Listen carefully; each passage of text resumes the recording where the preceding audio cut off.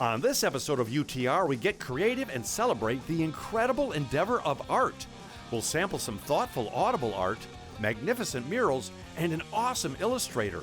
Then we'll swing by a cool, colorful collection and blow some glass that'll blow your mind. Get ready to explore the artful people, places, and things that make Michigan a great place to be creative. Let's catch up. Not online or over text. Let's catch up in a place where time isn't measured in minutes, but in moments. Moments made paddling the day away on a crystal blue waterway. Or just sitting around a campfire beneath a canopy of twinkling stars. It's time to make up for lost time. This summer, let's catch up with Pure Michigan. The Michigan Economic Development Corporation is dedicated to enabling economic prosperity. The MEDC markets Michigan with the focus on growing businesses and building resilient communities in our state. A visit to the Stalls Auto Collection will take you back to a time when cars were more than just a way to get around. A fantastic assortment of gas pumps, neon signs, and automated music machines dating back 150 years that must be seen and heard. Info at stallsauto.com. AnnArbor.org is your gateway to Chelsea, Dexter, Manchester, Milan, Saline, Ypsilanti, and Ann Arbor. Find out the best spots to eat, festivals to attend, activities to do, and places to discover at AnnArbor.org. I've been around the world, but there's one place I keep coming back to. And the more I explore, the more I realize it's the place to be. I'm Tom Dalton, and this is Under the Radar, Michigan.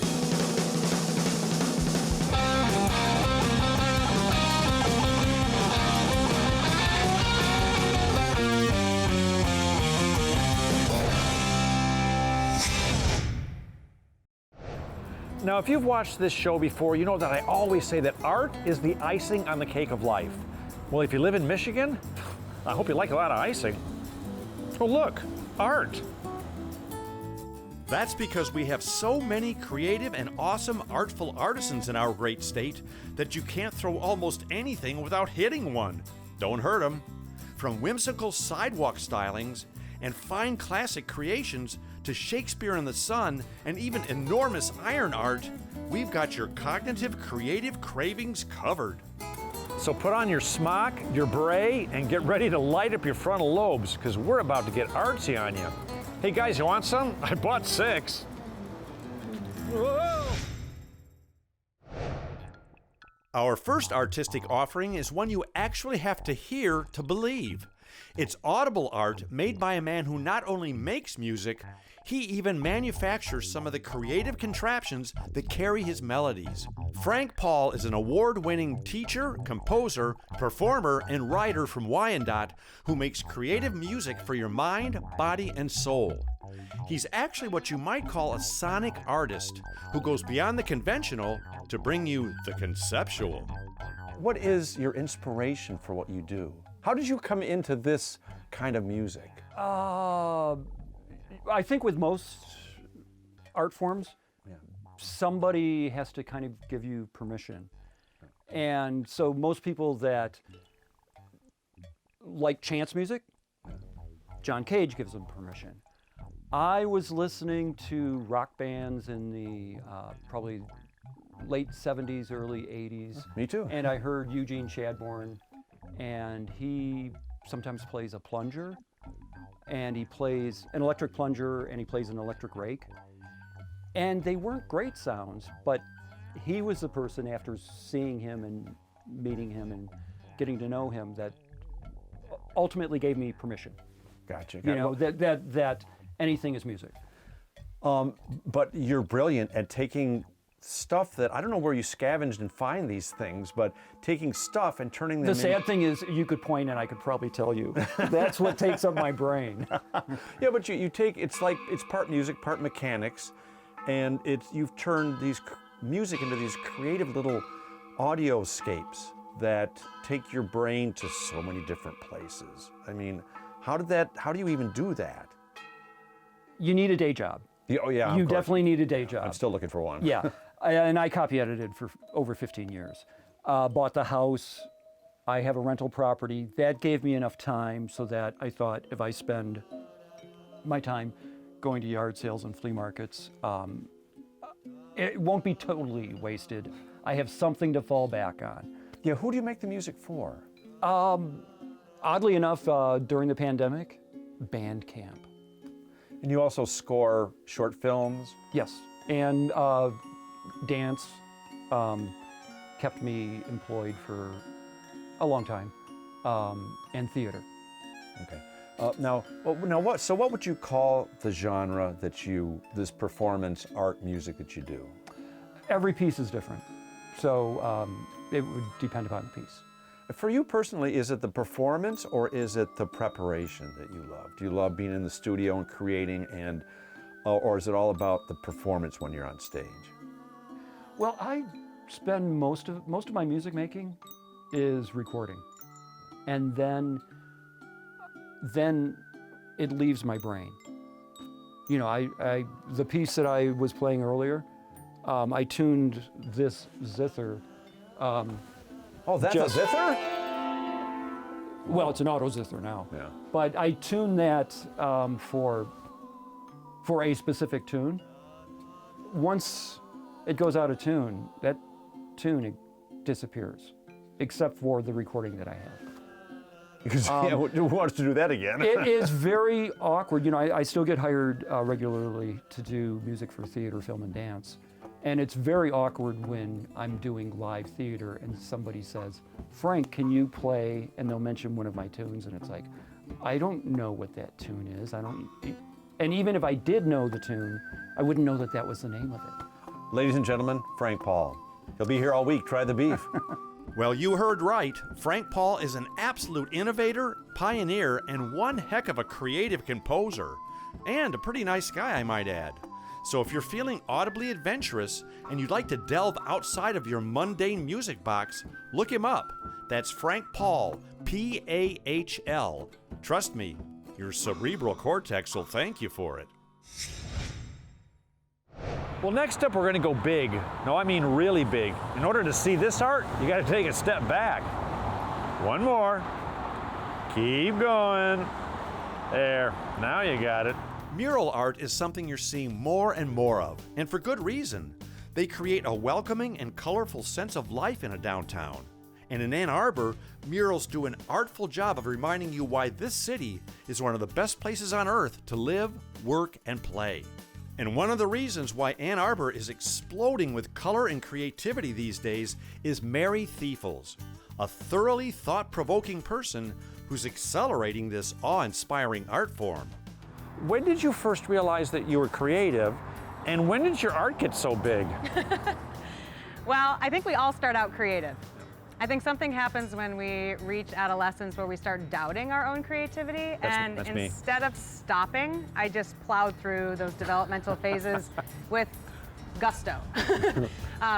Studying art was something that was always on the forefront of my mind. I love how throughout history, through the beginning, since the dawn of man, we have been using our hands and our voices and our expression to create things, right? To communicate things. But this mural is amazing. What was the inspiration for this one? Well, it started with a partnership, and that's how all of our projects become born, really, is with people that have ideas. Destination Ann Arbor approached Daniel and I, and we started scouting for a location. They knew they wanted to work with Tree Town Murals, but we didn't have our wall yet.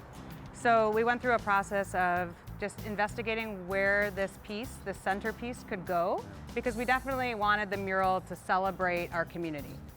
So this was the biggest piece of eye candy we could find. And when we lobbied to the building owners, Wickfield Properties, they were extremely amenable to the idea. Now, this particular mural is called Challenge Everything, Create Anything. It's a pretty bold statement, right? It is a bold statement, but it's, I have to ask, I mean, to do something like this, you have to be part mathematician, part engineer, part daredevil. Right. I mean, to go up that high and paint something and still keep it in proportion, how do you do that? I think that one of the things that drives Daniel and I the most is the challenge. And so this being the biggest wall we've painted, we had to talk to the right people. We had to figure out what our plan was. It's such a, like I said, it's math, it's engineering, it's daredevil, don't you get scared when you're all the way up there trying to, no? No, it's actually exhilarating. Wow. It's pretty, the view of Ann Arbor was just breathtaking. Well, speaking of Ann Arbor, love Ann Arbor. I love the creative spirit and energy here. Why do you think murals like this are so important to cities? Sure. I mean, if you notice, murals are popping up all over the world. And so it's not just important to cities, but it's important to humanity. It's brought art outside, and murals have been, part of our human dialogue and conversation since we could make a pigment and put our hand on the wall. We want to make our mark and say we were here. But then there's artists that also want to represent larger bodies of people or larger communities by using big pictures. So these are big pictures on wall that can evoke conversation, awe, excitement, curiosity. We need to jump out of our skin sometimes to feel that we're alive and we're in the moment. And I think art does that. Let's face it, when was the last time a big blank brick wall made you think, smile, or wonder? Well, thanks to awesome artists like Mary and Daniel, Ann Arbor's walls are filling up with fantastic and inspirational art. Some of them way up. So if you find yourself just staring at a big wall, don't worry, there's probably a mural on it. Bonus.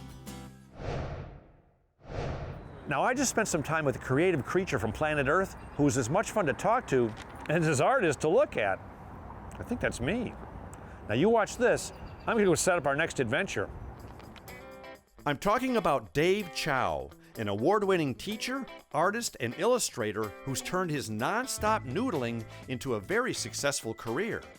When he's not storyboarding or creating images for corporate America, he's sharing his inspirations on Instagram or even lending his creative eye to TV commercials. Let's say we get to know Dave through the art of conversation. Dave, this is going to sound strange coming from me because we know each other. But I have a great deal of respect for I do. Easy. Oh, hurt myself. No, I have a great deal of respect for what you do because I tried doing it myself in college. I took 2-dimensional drawing, 3-dimensional drawing. They even tried the 4th dimension with me, and I just can't do it. I mean, kudos to, I don't know where it came from. Stunt doubles.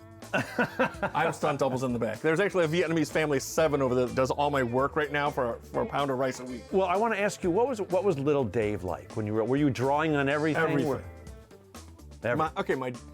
This one of these days we should sit down.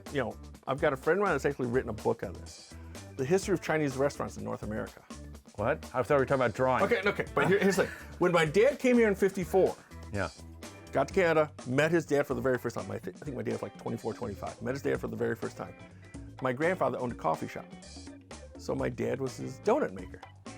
Okay, so he's like 27 years old. I'm working for Dad in Canada as a donut maker. Dad says, son, you're going home to China, get yourself a bride. Marries my mom in China. Back in '65, they popped me out. So next thing you know, hey, let's take Dave to the coffee shop. I start drawing on everything. Oh, in the coffee, so that's how it started. Coffee? No, he's decaf for the sun, lady. No, I started going nuts on the placemats.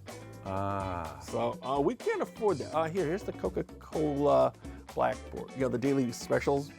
My dad got an extra one, got me one of those for home. I've always tried to wrap my head around what you do, because you do so much. You do a little bit of everything. I do a little of everything.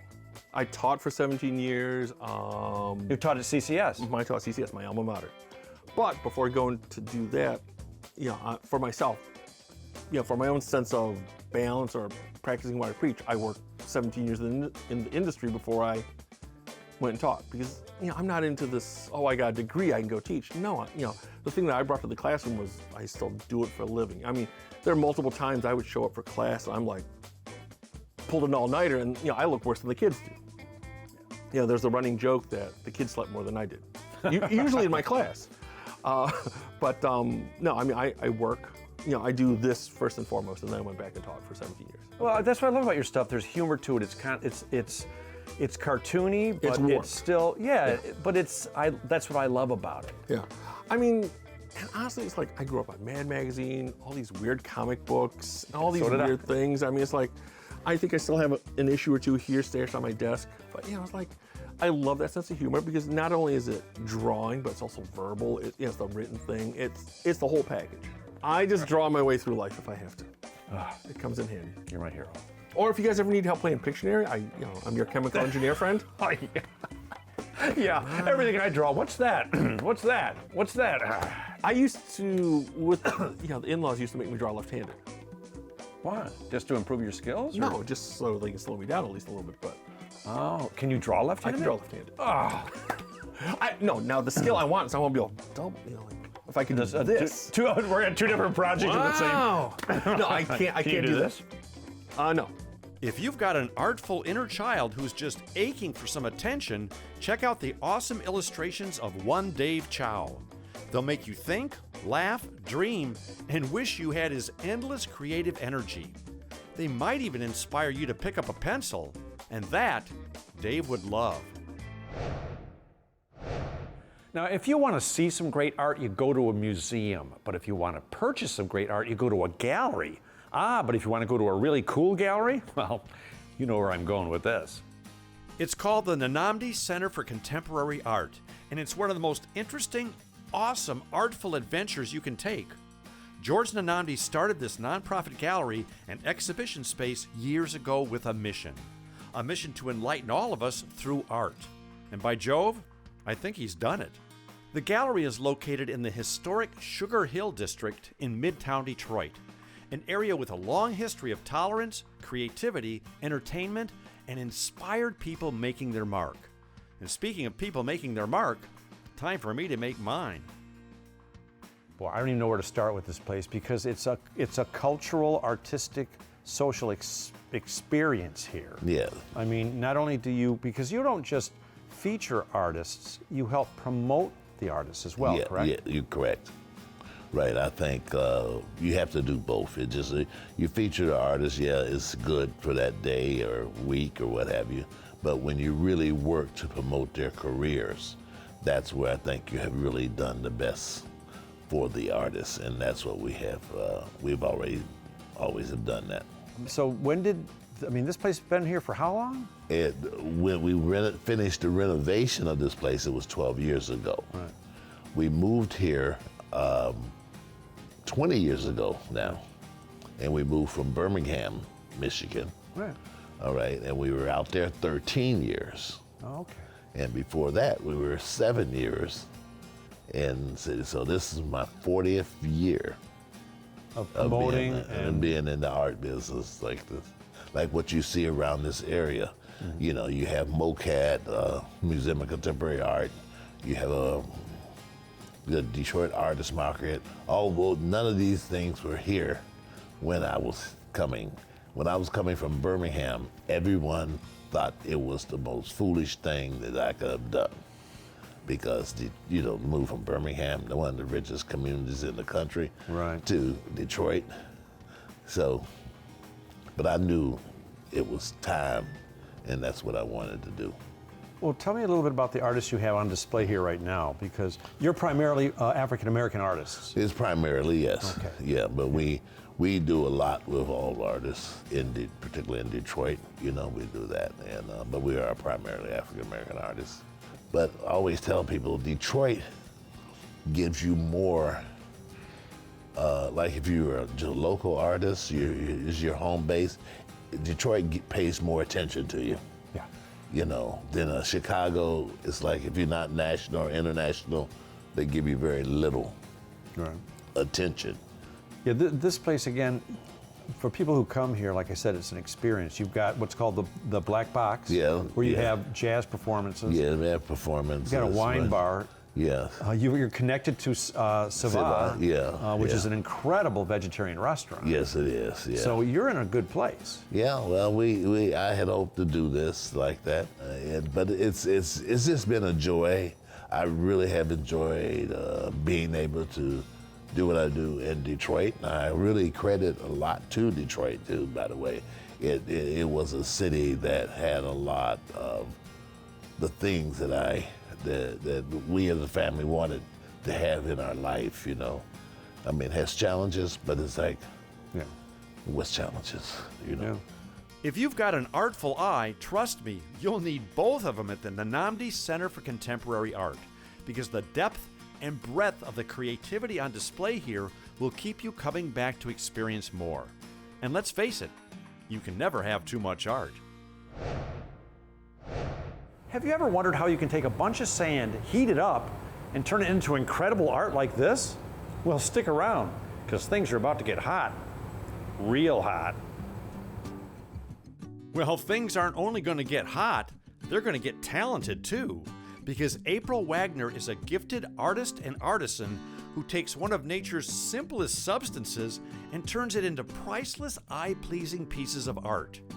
Well, not priceless, because you can actually buy some of this stuff. April owns and operates Epiphany Studios in Pontiac.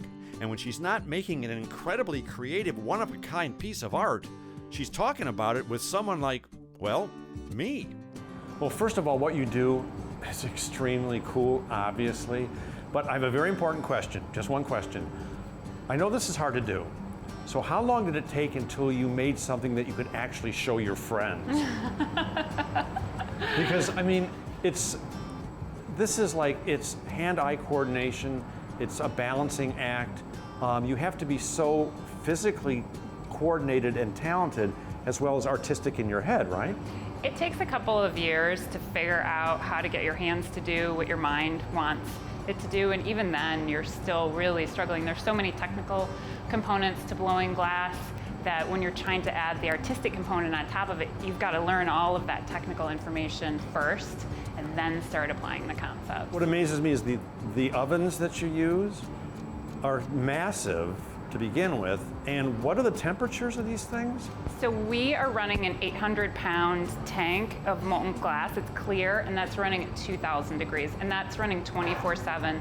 So a lot of the expense people see in glass is that time it takes to learn the technical skill, and then the time and the energy that goes into keeping the glass molten. Well, yeah, because to watch you work with you need sort of like a little team of people to do what you do. Like I said, it's a balancing act. It's almost like part daredevil, part surgeon, it's amazing. I love it. It's a little bit like being a magician too, because you start making something, and I sort of know what's going to happen, but the audience doesn't always know. And then they're like, wait a minute, how did that just turn into a bowl or a vase or a sculpture? You watch the whole thing, but you don't know what happened. Whereas with me, I broke again. Yeah, so how do you even let some of these pieces go? If I made something like this, or like that, or that, I don't know if I can let go of it. It's just, it's like, aren't they like your little creative children? I love the flower. I love making things and then giving them to the world. I love for people to see them and interact with them. So I make these smaller sculptures, but I also make large-scale installations. And the more people that can see that work and be affected by it, that's what makes me really happy as an artist. For me, it's the process of creating. It's not so much the product at the end of the process. God, that's almost Zen-like. That was very well said. Well, after our conversation, April was nice enough to even let me try my hand at it. And with a lot of help from Rebecca Silverman, I actually kind of made a flower. A flower you'll never see in nature, of course, but at least I gave it the old UTR try. So if you're looking for a glass master who can make anything from a tiny table topper to a huge, awe-inspiring installation, look up April Wagner at Epiphany Studios in Pontiac. And if you love art in general, just be glad you live in Michigan, because when it comes to creativity, this is one heck of a great place to be. Because remember, you gotta have art. Let's catch up. Not online or over text. Let's catch up in a place where time isn't measured in minutes, but in moments. Moments made paddling the day away on a crystal blue waterway. Or just sitting around a campfire beneath a canopy of twinkling stars. It's time to make up for lost time. This summer, let's catch up with Pure Michigan. The Michigan Economic Development Corporation is dedicated to enabling economic prosperity. The MEDC markets Michigan with the focus on growing businesses and building resilient communities in our state. A visit to the Stalls Auto Collection will take you back to a time when cars were more than just a way to get around. A fantastic assortment of gas pumps, neon signs, and automated music machines dating back 150 years that must be seen and heard. Info at stallsauto.com. AnnArbor.org is your gateway to Chelsea, Dexter, Manchester, Milan, Saline, Ypsilanti, and Ann Arbor. Find out the best spots to eat, festivals to attend, activities to do, and places to discover at AnnArbor.org.